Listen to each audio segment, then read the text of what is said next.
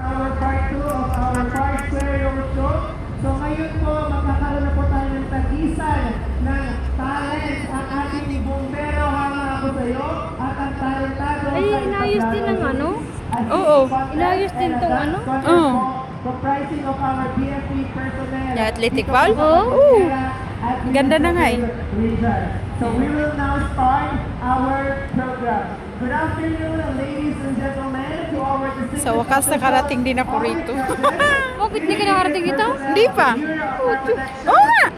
Hindi maniwala. Palawa naman dito.